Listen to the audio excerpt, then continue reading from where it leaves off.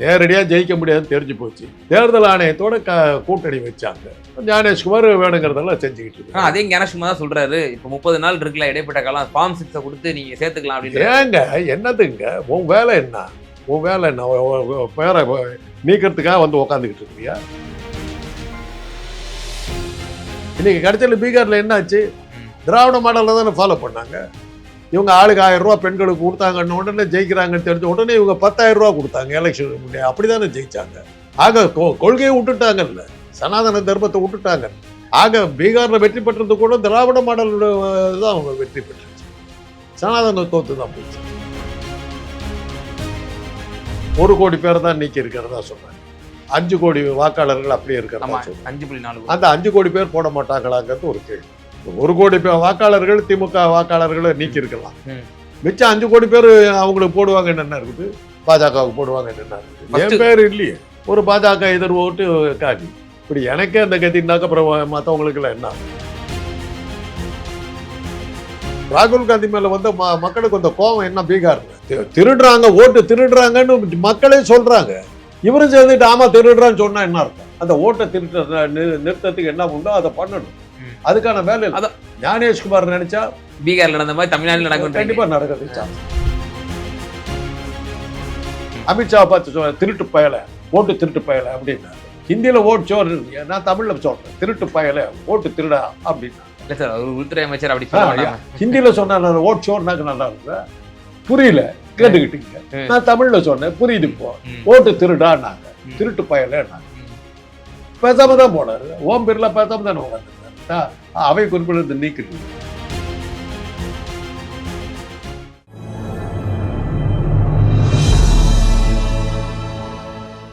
Tamil news நேயர்களுக்கு அன்பு வணக்கம். இன்றைய சிறப்பு நேர்காணலில் நம்மோடு இருந்திருப்பவர் மருத்துவர் மற்றும் அரசியல் விமர்சகர் டாக்டர் காந்தராஜ் சார். சார் வணக்கம் சார்.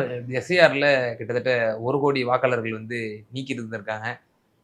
பல கேள்விகள் இருக்கு. இப்போ வரக்கூடிய லேட்டஸ்ட் அப்டேட்ஸ்லாம் நம்ம பார்த்துட்டு இருக்கிறோம். மிஷின் ரீடபிள் ஃபார்மேட்டில் போடாமல் இருந்திருக்கிறாங்க அந்த ஓட்டர் லிஸ்ட்டை. பலரும் வந்து இப்போ உயிரோடு இருக்கிறாங்க, ஆனால் இறந்தவர்களுடைய பட்டியலில் வந்து இடம்பெற்றிருக்காங்கன்னு சொல்லி இப்போ ஒவ்வொன்றாக தகவல்கள் வந்து கொண்டிருக்கின்றது. பல மூத்த பத்திரிகையாளர்களுடைய பெயர்களே கூட இறந்தவர்களுடைய பட்டியலில் வந்து இடம்பெற்றிருக்கு. என் பேர் இல்லையே. உங்கள் பேர் இல்லையா சார்? என் பேர் இல்லையா. அந்த பொண்ணு வந்து சொல்லிட்டு போயிடுச்சு உங்கள் பேர் கிடையாது சார். ஓ, நீங்கள் வீடு மாற்றிட்டீங்க, அதனால் அங்கே போய் நீங்கள் பேரை கொடுக்கணும் அப்படின்னு அவங்க கொடுத்தா தான் உங்கள் பேர் சேர்த்துவாங்க, இல்லாட்டி சேர்த்த மாட்டாங்கன்னு நான் அவங்கள கேட்டேன். சொல்லியிருக்கோம் நாங்கள் சேர்த்தனாங்களா இல்லையான்னு தெரியல. அதுக்கப்புறம் கேட்டபோது என்ன சொல்கிறாங்கன்னா, இதுக்கு முன்னாடி எந்த வாக்குச்சாவடியில் ஓட்டு போட்டிங்களோ அந்த வாக்குச்சாவடியில் போய் நான் எழுதணுமா என் பேரை. எழுதி அவங்க அக்செப்ட் பண்ணாங்க உங்கள் பேர் வருங்க. ஆக தெரிஞ்சு போச்சு எனக்கு ஓட்டு இல்லை. ஒரு பாஜக எதிர் ஓட்டு காலி. இப்படி எனக்கே அந்த கத்தினாக்க அப்புறம் மற்றவங்களுக்கெல்லாம் என்ன ஆகும்? இந்த வயசில் நான் போய் தேடி பிடிச்சி என் பேரை சேர்த்து இன்க்ளூட் பண்ணி அதுக்கப்புறம் 10 இடத்துல அலைஞ்சி நான் இது வந்து ஓட்டுவாங்க. இவ்வளோ ஃப்ராடு. சாமதான பேத தண்டம். நேரடியாக ஜெயிக்க முடியாதுன்னு தெரிஞ்சு போச்சு. தேர்தல் ஆணையத்தோட கூட்டணி வச்சாங்க. ஞானேஷ்குமார் வேணுங்கிறதெல்லாம் செஞ்சுக்கிட்டு இருக்கு. அதே ஞானேஷ்குமார் தான் சொல்றாரு, இப்போ 30 நாள் இருக்குல்ல இடைப்பட்ட காலம், ஃபார்ம் 6 கொடுத்து நீங்க சேர்த்துக்கலாம் அப்படின்னு. ஏங்க என்னதுங்க உன் வேலை என்ன? உன் வேலை என்ன? பேரை நீக்கிறதுக்காக வந்து உக்காந்துக்கிட்டு இருக்கிறியா? ஞானேஷ்குமாருக்கு ஒரே ஒரு வார்த்தை தான் சொல்கிறேன். 14ஆம் லூயி, பிரெஞ்சு புரட்சி, இதெல்லாம் கொஞ்சம் படித்து வச்சுக்கோ, நல்லது உனக்கு. சார் அவர் மேலே வழக்கு கூட போட முடியாது சார். ஏன் போட முடியாது? சட்டம் ஏன் போட முடியாது? அதெல்லாம் சும்மா இதெல்லாம் ஒரு கிளாஸ் ஒன்று கிரியேட் பண்ணி உள்ள தள்ளுன்னு போடலாம். என்ன பண்ணிடுவாங்க? மக்களுக்கு எந்திரிச்சு உதச்சாங்கன்னா என்ன சட்டத்தை தடுத்துருவீங்களா நீங்கள்? 14th லூயி, முசோலினி போன்றவருடைய வரலாற்றை எல்லாம் படிக்க சொல்லுங்க ஞானேஷ்குமாருக்கு. சார் உங்களுக்கு கருத்துக்கள்லாம் ப்ரோவோக் பண்ற மாதிரி இருக்கேன் பீப்புளை. எப்படி என்ன மிரட்டுவீங்க? நாளைக்கு நடக்கும்போது சொல்லுங்க. வந்து உதப்பாங்கல்ல அப்ப சொல்லுங்க. கில்லட்டின்ல தலையை வச்சுட்டாங்க மேரி அந்த்வான், 14th லூயி ராஜாவோட மனைவி. அப்ப என்ன கேட்டான்னா, மக்களுக்கு வந்து கேட்க ஒரு ரொட்டி கூட கிடைக்கல, பட்டினியில் வாடுறாங்கன்னு போது ரொட்டி கிடைக்கலன்னா கேக்கும் ஒயின்னு சாப்பிட வேண்டியதானே என்ன ஆகும்? கேக்கும் ஒயின் அதை போல பல மடங்கு வேலைங்கிறது கூட அவளுக்கு தெரியல. அவ்வளோ கொழுப்பு எடுத்து பேசினா. தலையத்தை கில்லட்டின்ல வச்சிருக்காங்க, விட்ட உடனே துண்டா கிளை உழுவ போகுது. அப்பதான் தெரியுது கேக் சாப்பிட சொன்னோமே அப்படின்னு கீழே கூட வச்சிருக்கான் இந்த தலை வெட்டி உழுவுறதுக்கு. அப்போ தான் அவளுக்கு தெரிஞ்சுது. அதை வந்து ஞானேஷ்குமாருக்கு சொல்லுங்க. இது எதுக்காக சொல்கிறேன்னா, உங்கள் 56 இன்ச்சு மார்பழகர் பிரான்ஸுக்கு போனார். பிரான்ஸுக்கு போகும்போது 200 ஆண்டுகளுக்கு முன்னால் தலை வெட்டி கொல்லப்பட்ட 14th லூயினுடைய தலையை கல்லறையிலிருந்து எடுத்து அன்னைக்கு வெளியில் வைக்கிறாங்க. மோடி பிரான்ஸுக்கு போகிற அன்னைக்கு எதுக்காக வச்சாங்கன்னு யாருக்கும் தெரியாது. 200 வருடங்களுக்கு முன்னால் கல்லறையில் புதைக்கப்பட்ட 14ஆம் லூயி, பிரெஞ்சு புரட்சியில் தலை வெட்டி கொல்லப்பட்ட 14ஆம் லூயினுடைய தலையை வெளியே எடுத்து வைத்தார்கள். எதுக்காக வச்சாங்கன்னு தெரியல. சிம்பாலிக்கா சொன்னாங்களோ ஜாக்கிரதைன்னு சொன்னேன். வரலாறுகளோடு ஒப்பிட்டு அச்சமூட்டி எச்சரிக்கிறீங்க. நடந்ததை சொல்றேன். அன்னைக்கு எதுக்காக அன்னைக்கு வந்து 14th லூயி தலையை எடுத்து வெளியே வைக்கிறேன், அவ்வளவுதான். இதெல்லாம் சர்வாதிகாரிகள் வாழ்ந்ததா வரலாறே கிடையாது. என்னைக்கோ ஒரு நாள் நடக்கும். அமைதியா இருந்ததா வரலாறு கிடையாது. நீங்க அவன் காலில் விழுந்து நீங்க வாழ்ந்து இருக்கீங்க. வடநாட்டுக்காரர்கள் போராடினது சரித்திரம் கிடையாது. யார் வந்தாலும் பேசாம இருந்தாங்க. கஜினி முகமது 13 தடவை வந்துட்டு தடுக்கிறதுக்கு ஆளு. அதே குஜராத் தான். அவன் போர் அடிச்சு போயிட்டான்.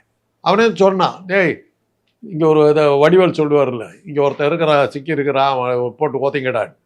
அது மாதிரி இங்கே ஒரு நாடு இருக்குது, இந்தியான்னு ஒன்று இருக்குது, யாரும் தடுக்கிறதுக்கு ஆள் இல்லைன்னு சொல்லிட்டு போனான். அப்புறம் தான் இப்ராஹிம் லோடி அது இதுன்னு கடைசியில் தான் பாபர் பார்த்தாரு, என்னத்துக்கு போயிட்டு வர நாமளே வச்சுக்கலாம் சொல்லி பிடிச்சிக்கிட்டாரு. 7 தலைமுறை ஆட்சிக்கு வந்ததுங்க.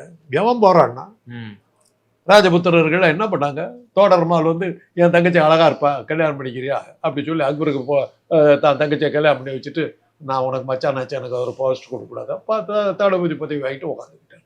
இப்படி தான் இருந்தாங்க. அவன் இது முகலாயர்கள் போனால் வெள்ளக்காரன். அப்போ உடனே 56 ராஜபுத்திர ராஜாக்களும் போய் காடுகளில் வந்து உனக்கு கப்பம் கட்டி உனக்கு அடிமையாக இருப்பது நாங்கள் சேவை செய்கிறோம் அப்படின்னு சொல்லிட்டு வெறும் பிரிட்டிஷ் ராஜாவாக இருந்த வந்து சக்கரவர்த்தியாக மாற்றினது இவனுக்கு தான். போராடவே இல்லை.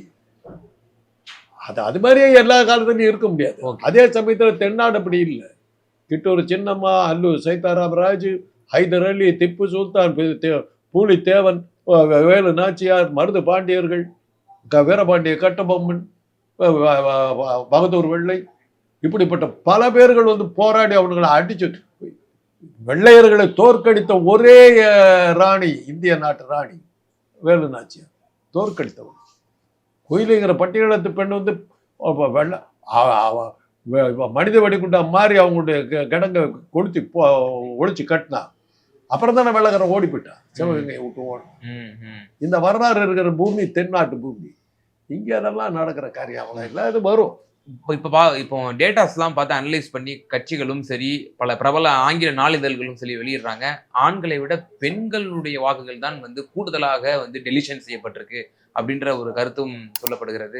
எப்படி பாக்குறீங்க? ஆமா, அவங்க பெண்களை வந்து இழிப்பிறவிகள்னு சொன்னாங்க. இன்னைக்கு கடைசியில் பீகார்ல என்னாச்சு? திராவிட மாடல்ல தானே ஃபாலோ பண்ணாங்க. இவங்க ஆளுக்கு 1000 ரூபா பெண்களுக்கு கொடுத்தாங்கன்னு உடனே ஜெயிக்கிறாங்கன்னு தெரிஞ்ச உடனே இவங்க 10,000 ரூபா கொடுத்தாங்க எலெக்ஷனுக்கு முன்னே. அப்படிதானே ஜெயிச்சாங்க. ஆக கொள்கையை விட்டுட்டாங்கல்ல, சனாதன தர்மத்தை விட்டுட்டாங்கல்ல. சனாதன தர்மத்து பிரகாரம் பெண்கள் இழிப்பிறவைகள் இல்லை, நரகத்துக்கு போக வேண்டியவங்க இல்லை. அவங்க காலில் விழுந்தாங்கல்ல. திராவிட மாடல் தானே பார்த்தாங்க. ஆக பீகாரில் வெற்றி பெற்றது கூட திராவிட மாடலோட தான் அவங்க வெற்றி பெற்றுச்சு. சனாதன தோத்து தான் போச்சு. இவ்வளோ பெரிய மாஸ் எக்ஸ்க்ளூஷன் நடந்திருக்கு சார். ஒரு நாட்டில் ஏதேனும் ஒரு அசாதாரண சூழ்நிலையோ இல்லை ஒரு அநீதி இழைக்கப்படுது அப்படின்னா நீதிமன்றம் தாமாக முன் வந்து சுவமூட்ட வழக்கெல்லாம் கூட போடும். இப்போ இவ்வளோ பெரிய டிசிஷன் நடந்திருக்கு, சுப்ரீம் கோர்ட்டு கண்டும் காணாதது போல இருக்கிறது. என்னமா அவங்க என்ன பண்ணுவாங்கன்னு யாருக்கு தெரியும். ஒரு கணக்கு என்ன சொன்னாங்கன்னாக்கா 1 கோடி பேர் தான் நீக்கி இருக்கிறதா சொன்னாங்க. 5 கோடி வாக்காளர்கள் அப்படியே இருக்கிறதா. 5.4 அந்த 5 கோடி பேர் போட மாட்டாங்களாங்கிறது ஒரு கேள்வி. இந்த 1 கோடி வாக்காளர்கள் திமுக வாக்காளர்களை நீக்கி இருக்கலாம். மிச்சம் 5 கோடி பேர் அவங்களுக்கு போடுவாங்கன்னு என்ன இருக்குது, பாஜகவுக்கு போடுவாங்கன்னு என்ன இருக்குது. எதிர்ப்புன்னு வந்தாக்கா ஒட்டுமொத்தமாக தான் போட போறோம். ஆனா திமுக வெற்றி வாய்ப்பு கொண்ட இப்ப சென்னை போன்ற மாநகரத்துல எல்லாம் திமுகவோட கோட்டையாக விளங்குகிறது. இங்க ஒரு கிட்டத்தட்ட ஒரு தொகுதிக்கு 1 லட்சம் ஓட்டு வந்து நீக்கியிருக்காங்க. இப்ப குளத்தூர்ல திரு ஸ்டாலின் அவங்களோட தொகுதியில 1 லட்சம் பேர் நீக்கியிருக்காங்க. சேப்பாக்கம் திருவள்ளிக்கேணி துணை முதல்வர் தொகுதியில 90,000 பேரை நீக்கியிருக்காங்க. இது எல்லாத்துக்கும் தெரியுங்க. ராகுல் காந்தி மேல வந்து மக்களுக்கு வந்த கோபம் என்ன பீகார்ல திருடுறாங்க, ஓட்டு திருடுறாங்கன்னு மக்களே சொல்றாங்க. இவரும் சேர்ந்துட்டு ஆமா திருடுறான்னு சொன்னா என்ன அர்த்தம்? நீ போலீஸ்காரன், நீ ஐயா என் வீட்டுல திருட்டு போயிடுச்சு, ஆமா உங்க வீட்டுல திருட்டு போச்சுன்னு இவரும் சேர்ந்து சொல்லிட்டு தான் என்ன அர்த்தம்? நீ என்ன பண்ணணும்? அந்த ஓட்டை திருட்டு நிறுத்தத்துக்கு என்ன உண்டோ அதை பண்ணணும். அதுக்கான வேலை அது சொல்றாங்க. நான் கேள்விப்பட்ட அளவுல சொல்றாங்க. திமுக வந்து ரொம்ப சாமர்த்தியமா சில வேலைகள்லாம் செஞ்சிருக்காங்க. அந்த அளவுக்கு சுலபமா இருக்காதுங்கிறாங்க. பார்க்கலாம். ஆனா ஞானேஷ்குமார் நினைச்சா பீகார்ல நடந்த மாதிரி தமிழ்நாட்டில் நடக்கும். கண்டிப்பா நடக்கிறது சான்ஸ். சுப்ரீம் கோர்ட்ல இப்ப இந்த மாத இறுதி வரை ஹியரிங்ஸ் இருக்கும்னு சொல்லி chief justice of India Surya Kant அவர்கள் வந்து சொல்லியிருக்கிறாங்க. ஜனவரி இறுதியில எஸ்ஐஆர் சம்பந்தமான ஃபைனல் வெர்டிக்ட் நான் வழங்குவேன் அப்படின்னு சொல்லியிருக்கிறாங்க. ஸோ இந்த மாத இறுதி வரை ஹியரிங் இருக்கு. இப்போ திராவிட முன்னேற்ற கழகம் பல விஷயங்கள் தோண்டி துருவுறாங்க. இதுல என்ன மால் பிராக்டிஸ் நடந்திருக்கு இந்த டிராஃப்ட்ல அப்படின்னு சொல்லி ராகுல் காந்தி தெளிவா ஆதாரபூர்வமா கொடுத்துட்டாருங்க. அதுக்கப்புறம் என்ன சுப்ரீம் ஆமா இறந்தவங்களோட டீ குடிச்சாரு, ஆதாரபூர்வமா கட்டிட்டாரு. அதுக்கு மேல என்ன நாடாளுமன்றத்திலேயே வந்து ஓட்டு திருட்டு பயல அப்படின்னாரு மோடியை பார்த்து. பேசாம தான் போனாரு. ஆமா நான் ஓட்டு திருடு என்ன பண்ணுவீங்க தான் போனாரு. அமித்ஷா பார்த்து திருட்டு பயல, ஓட்டு திருட்டு பயல அப்படின்னாரு. ஹிந்தியில ஓட்டு சோறு, நான் தமிழ்ல சொல்றேன் திருட்டு பயல ஓட்டு திருடா அப்படின்னாங்க. இல்ல சார் ஒரு உள்துறை அமைச்சர் அப்படி சொல்லுவாங்க. ஹிந்தியில சொன்னா ஓட்டு சோறுனாக்கு நல்லா இருக்குதா? புரியல, கேட்டுக்கிட்டீங்க. நான் தமிழ்ல சொன்னேன், புரியுது. இப்போ ஓட்டு திருடான்னாங்க, திருட்டு பயலன்னாங்க. பேசாம தான் போனாரு. ஓம் பிர்லா பேசாம தானே உட்காந்துருந்தாரு. அவை குறிப்பிட நீக்கலையே. சார் ராகுல் காந்தியுமே நாடாளுமன்றத்தில் கடந்த கூட்டத்தொடரின் போது இது நான் 3 பிரசிடென்ட் நடத்தியிருக்கேன். மகாதேவ்புரா, ஆலந்து தொகுதி, அப்புறம் ஹரியானா, 3 தொகுதியில நான் நடத்தியிருக்கேன். இது சம்பந்தமா நம்ம டிபேட் பண்ணுவோமா அப்படின்னு அமித்ஷா கேட்டாரு. அவர் தான் ப்ரூவ் பண்ணிட்டாருங்களே, திருடிட்டீங்கிறத ப்ரூவ் பண்ணிட்டாரு. மக்களே சொல்றாங்க நீ திருடி தாண்டா வந்த அப்படின்றாங்க, திருட்டு பய அப்படின்றாங்க. மக்களே சொல்றாங்க. தடுக்கிறதுக்கு என்ன பண்றீங்கிறது தான் கேள்வி.